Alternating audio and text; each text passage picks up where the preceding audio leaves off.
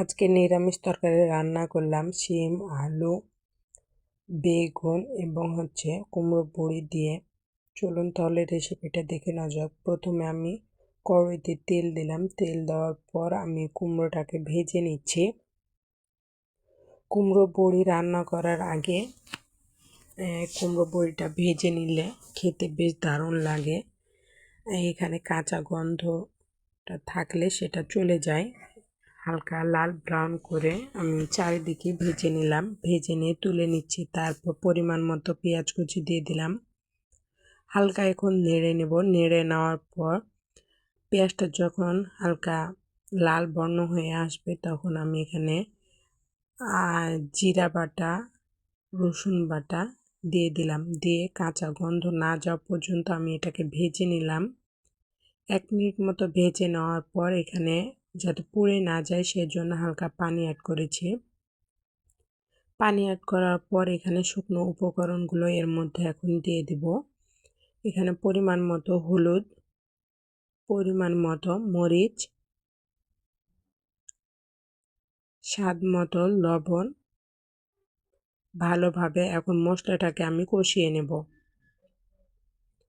কিছুক্ষণ কষিয়ে নেওয়ার পর যখন পানিটা শুকিয়ে আসবে এবং মশলা থেকে তেলটা ছেড়ে আসবে, ভালোভাবে এখানে কষিয়ে নেব। কষিয়ে নেওয়ার পর যখন মশলাটা কষানো হয়ে যাবে তখন আমি ধুয়ে রাখা সবজিগুলো অ্যাড করব।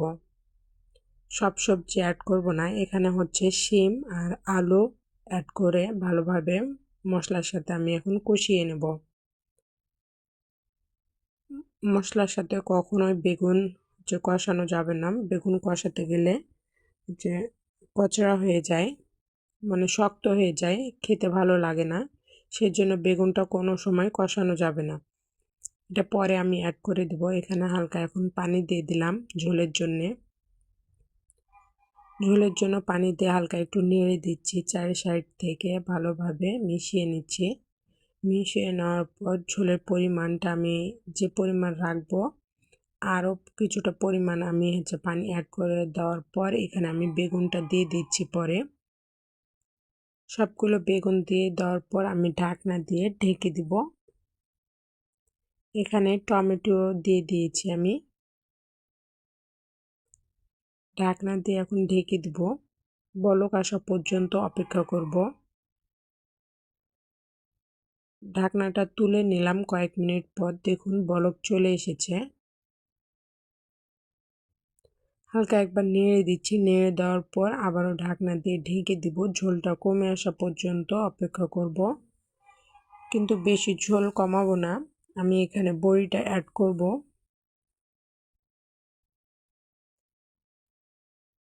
বড়িটা দিয়ে দিলাম। দিয়ে দেওয়ার পর আবারও ঢাকনা দিয়ে দিলাম। এখন আমি কিছুক্ষণ জাল করে নেওয়ার পর দেখুন ঝোলটা অনেকটাই গাঢ় হয়ে এসেছে। এ পর্যায়ে আমি লবণটা চেক করে নামিয়ে নেব। নামিয়ে পরিবেশন করে দেখাচ্ছি আপনাদের। এভাবে কিন্তু সবজি রান্না করলেও কিন্তু বেশ দারুণ লাগে খেতে। এভাবে কে কে রান্না করেন অবশ্যই কিন্তু কমেন্টে জানাবেন। আজকের ভিডিওটা এ পর্যন্তই। সবাই ভালো থাকবেন, সুস্থ থাকবেন, আমার জন্য দোয়া রাখবেন। সবাইকে আল্লাহ হাফেজ।